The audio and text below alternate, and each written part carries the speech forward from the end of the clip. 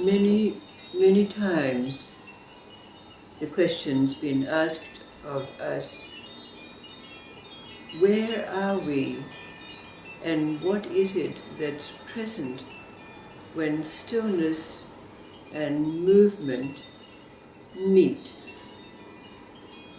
There are several stories. The first one being that story already told about the young being who was born in a village at the base of a tall mountain.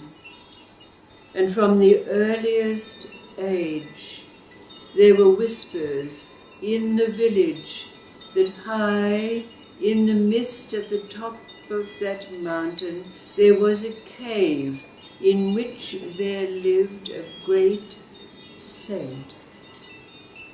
And from the earliest age, the young being aspired to the time when he could climb that mountain and be in the presence of this great sage. So, in order to prepare himself, he studied the ancient texts, the sacred books. He practiced the tenets of the faith of that place, until one day, in looking up at the mountain, the call was so great, he knew it was time to go. And so, climbing that very arduous mountain, taking a time that was not to be counted, climbing over boulders, through crevices, until finally he reached the top where the mist began. And then as he climbed through, almost unable to see where he was going, he found himself at the edge of a cliff. Clambering up, digging in his fingernails, he climbed over the ledge, and there in front of him sat the old saint, in front of the opening of a great cavern, cross-legged on a rock. As he made his obeisances, bowing to the old saint, whose dark, piercing eyes seemed to penetrate into his very soul, he said, I've come for teaching. I've prepared myself. I'm ready.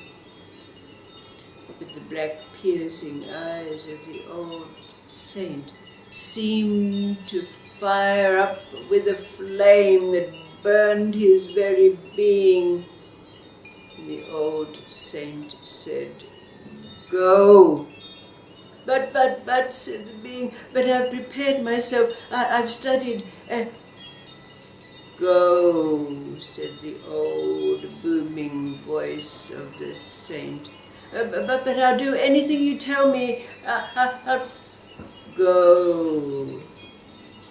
So the young being, shattered, stood up with tears flowing down his face and stumbled back to the edge of the cliff, the dark burning eyes piercing his back. Stumbling over the edge of the cliff, a strange thing happened.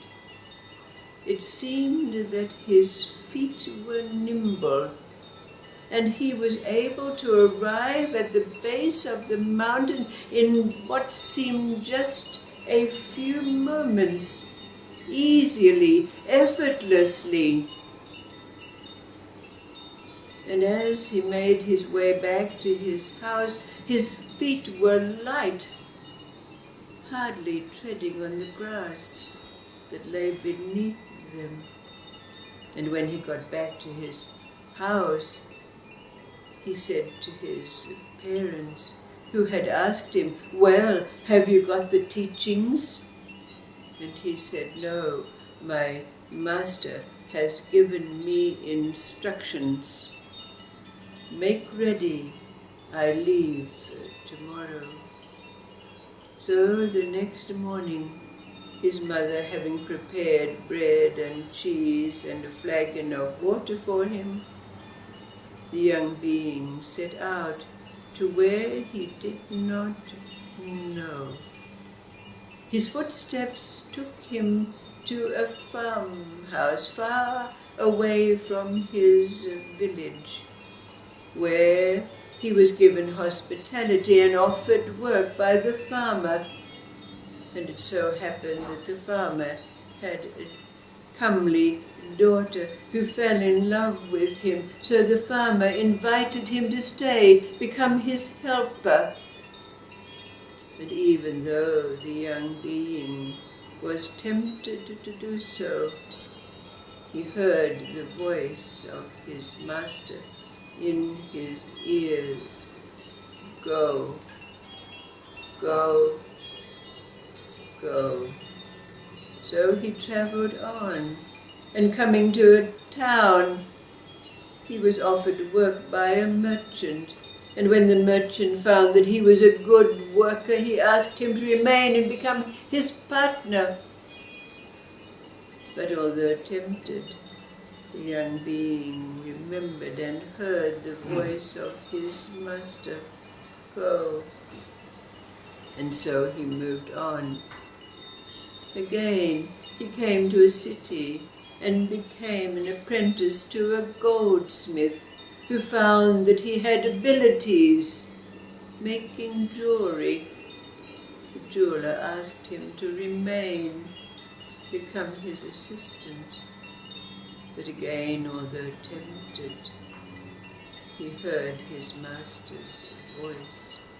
And so he travelled on, having many, many adventures, many encounters. And it soon became evident that he had attained wisdom and was an enlightened being. People began to seek his advice, his counsel, everywhere he went. But after some long while, he thought, "I have journeyed enough. It is time for me to return." So he set out to return to his home village. When he arrived there, his parents were long gone, and the house was fallen into disrepair. But he turned and looked up at the mist at the top of the mountain and wondered whether the old saint was still there. So he set out, and now, although middle-aged, his footsteps were light, and he traversed the mountainside almost effortlessly until he arrived at the ridge and climbed over. And there, on his stone, sat the old sage. The young being, now middle-aged with grey in his hair, did not, as before, fall to his knees, but met eye to eye the great saint, whose eyes had seemed to be black and piercing his very being when last he stood there, now seemed to gaze into the depths of nothing. And the old sage spoke and said, when you came before, I said, go, go, go. But taking his hand and leading him to the mouth of the great heaven, he said, and now I say, come, come, come. The second story is also about a young seeker who from the earliest age felt that wisdom was to be attained in the experiences of life. So he set out, and he had many experiences, many encounters, sat with many ancient beings. But then one day he found himself at the mouth of a cave, and when he entered that cave, there was an old man sitting in front of a huge crystal. The old sage invited the young man to gaze into the crystal, and when he did, he began to see things that he had never seen on any of his journeying.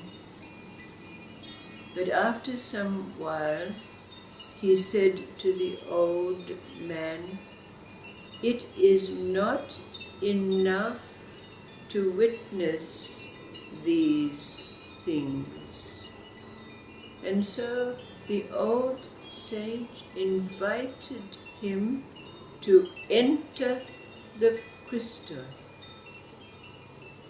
And when he did, the young being found himself having the experiences of what this prismatic thing wrought for him. Experiences such that life had never given him. But then he exited the crystal, and there was the old sage standing, waiting for him with a large hammer in his hand, which he passed to the young man, who, lifting the hammer up, brought it down with all his force, shattering the crystal into 1,000,000 pieces. The young man turned and left the old sage's presence. The third story is about Li Tzu, that great Taoist sage. But before he became a great sage, he was with a master called Hu Tzu. And at that time, Li Tzu loved to travel. And one day his master Hu Tzu said to him, "Why do you travel?" And Li Tzu said, "Unlike those others who love to travel to sightsee and see places and scenes, I like to travel because I like to experience change." And Hu Tzu said to him, "Why, you are no different from those who go traveling because they like to see the scenery. Because traveling to see scenery and traveling to experience change are both outward. So, gleaning this as being instructions from his master, Li Tzu stopped traveling. So one day, Hu Tzu asked him, "Why do you not travel anymore?" And Li Tzu said, but you told me. And Hu Tzu said, "I did not tell you that you should not travel." And Li Tzu said, "But Master, I don't understand. How then should it be?"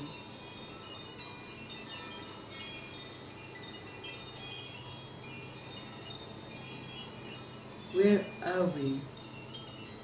And what is it that's present when stillness and movement meet? What did Master Hu Tzu say to Li Tzu?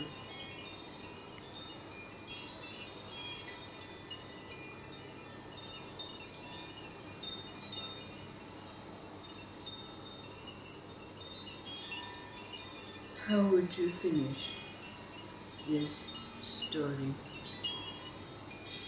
What did the Master say to Li Tzu?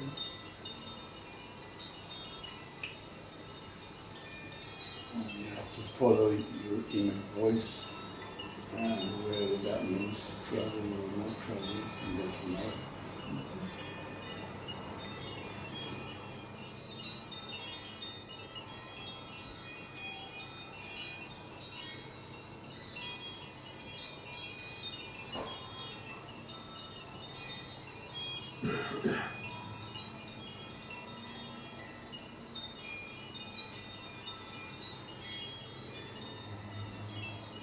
Where are we? What is it that's present? And stillness and movement meet.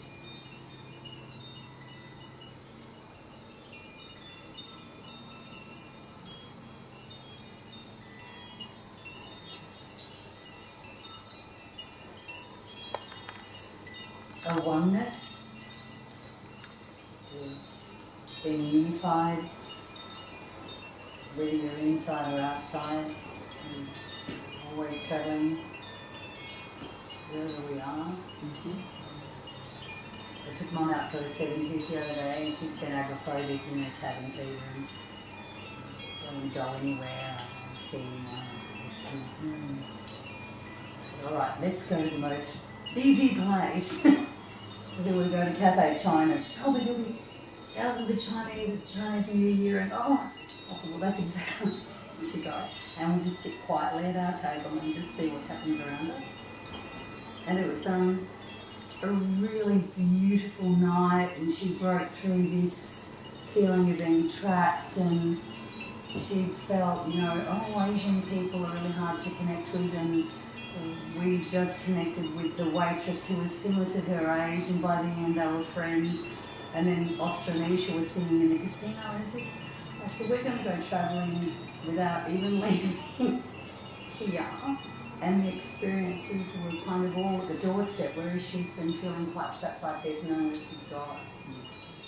And through that experience, I just felt that we are always travelling within, and sometimes don't need to go too far. But it's good to go out as well, staying within. That's just from my feeling. And I saw a transformation in my mum, and she said that was the most beautiful birthday, priceless memories and it was everything she feared.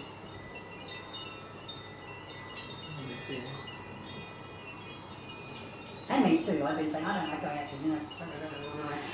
And we're like, oh, let's go. We don't want to go. And everybody get, Yeah. beautiful.